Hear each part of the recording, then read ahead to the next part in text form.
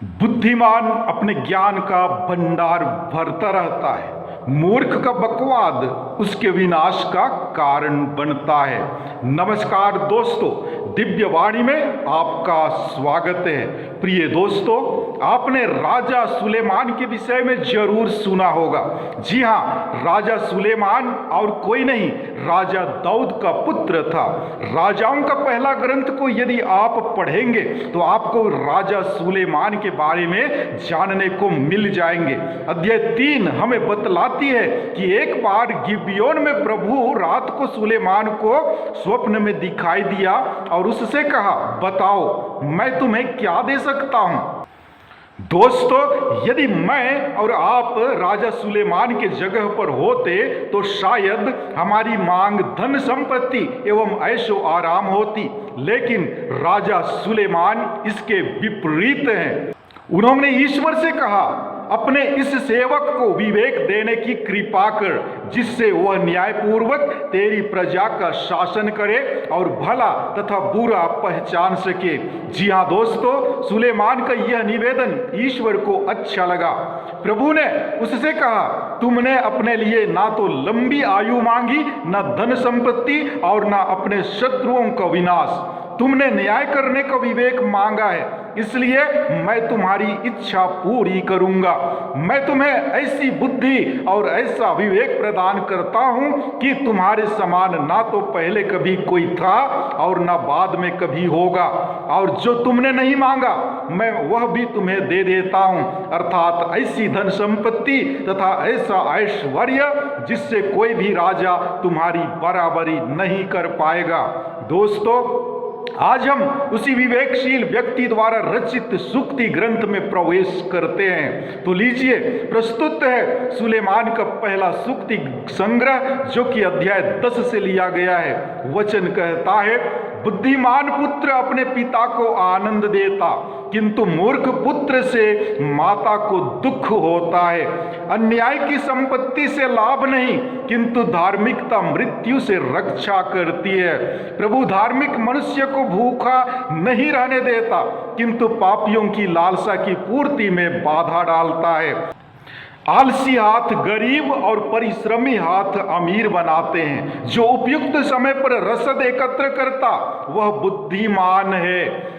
जो फसल के समय सोता रहता वह घृणित है। धार्मिक मनुष्य को आशीर्वाद प्राप्त है, किंतु विधर्मी के मुख में हिंसा भरी है। धार्मिक मनुष्य का स्मरण मंगलकारी है, किंतु विधर्मी का नाम मिट जाएगा।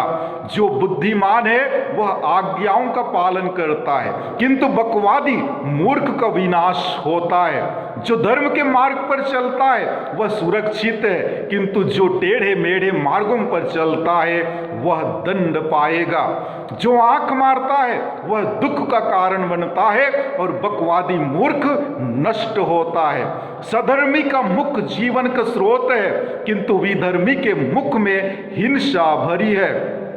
बैर झगड़े को बढ़ावा देता है, किंतु प्रेम सभी पाप ढांक देता है। बुद्धिमान के शब्दों में प्रज्ञा का निवास है, किंतु लोग मूर्ख की पीठ पर लाठी मारते हैं। बुद्धिमान अपने ज्ञान का भंडार भरता रहता है, मूर्ख का बकवाद उसके विनाश का कारण बनता है।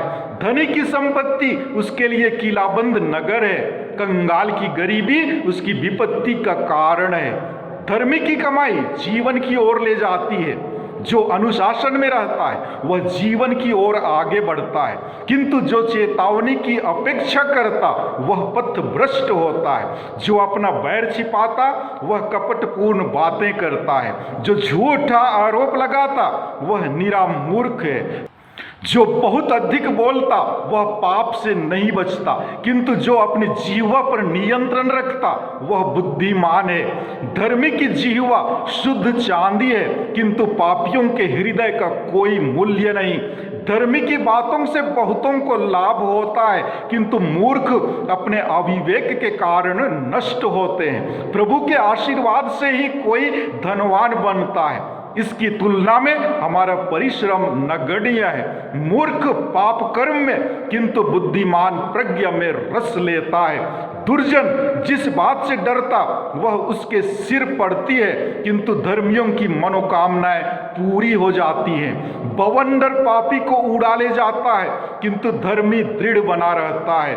आलसी अपने को कार्य सौंपने वालों के लिए वैसा है जैसा सिरका दांतों के लिए और धुआं आंखों के लिए। प्रभु पर श्रद्धा आयु बढ़ाती है, किंतु दुष्टों के वर्ष घटाए जाते हैं। धर्मियों का भविष्य आनंदमय है, किंतु दुष्टों की आशा व्यर्थ हो जाती है। प्रभु का मार्ग धनी का गढ़ है, किंतु वह कुकर्मियों का विनाश करता है। धर्मी कभी विचलित नहीं होगा, किंतु विधर्मी देश में निवास नहीं करेंगे। धर्मी के मुख से प्रज्ञा के शब्द निकलते हैं, किंतु कपटी जिह्वा काट दी जाएगी।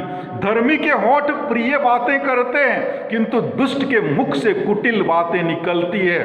प्यारे दोस्तों, सुलेमान ने हर एक वाक्य में दो बातों पर तुलना किया है। आज का सुक्ति अध्याय 10 पद संख्या 1 से 32 तक से था। यदि आप अपने जीवन से कंपेयर करेंगे तो आपका स्थान क्या होगा? मनन चिंतन करें और अपने आचरण को बदलने की कोशिश करें।